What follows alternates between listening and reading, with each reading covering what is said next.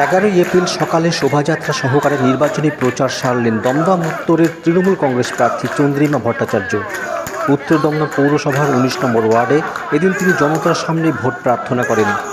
শোভাযাত্রার মিছিলের স্লোগানে মুখরিত 19 নম্বর ওয়ার্ডে তৃণমূল কর্মী সমর্থক বৃন্দ জোড়াফুল চিহ্নে ভোট দেওয়ার আর্জি নিয়ে প্রচার করেন। স্থানীয় কাউন্সিলর সুবোধ চক্রবর্তী চন্দ্রিমা ভট্টাচার্যের সফরসঙ্গী হিসেবে জনসংযোগে নজর কাড়েন।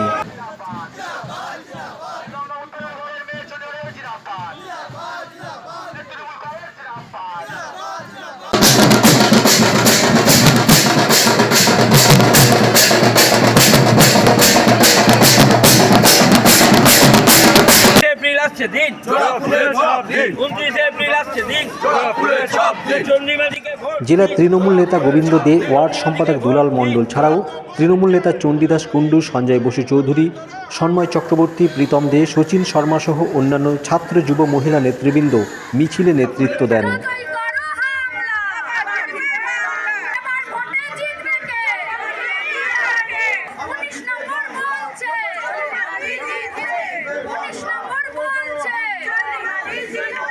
সন্তুষ্টির কিছু নেই, কথাটা হলো যে উনি আমার এলাকার অবস্থা জানেন, এর মধ্যেই জানা আছে।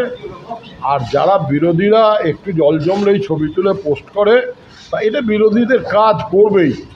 কিন্তু তাদেরকে জিজ্ঞেস করেন যে 34 বছর তোমরা রাজত্ব করেছো, তখন কি অবস্থা ছিল? সেই পুরনো ছবি 2-4টে বার করবো? উত্তর দমদম বলছে, উত্তর দমদম বলছে। পাড়ার রাস্তা অলিগলি ঘুরে চন্দ্রিমা ভট্টাচার্য ভোট প্রার্থনা করতে গিয়ে বিভিন্ন জায়গায় জনতার শুভেচ্ছায় ভেসে যান।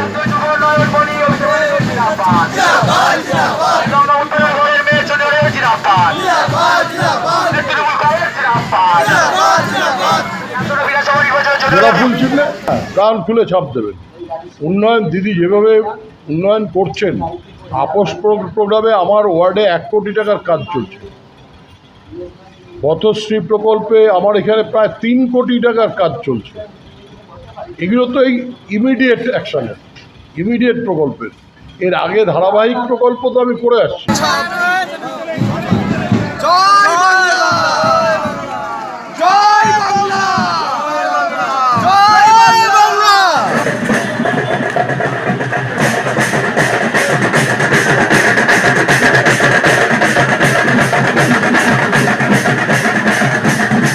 নির্বাচন কমিশনের টাইট ফিটিংয়ে কিছুই আসবে না। মানুষ শুধু বোতামটা টিপলেই হয়।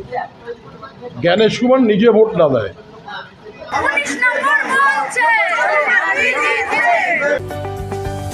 PM Star 24-এ পিন্টু মাইতির রিপোর্ট, উত্তর দমদম।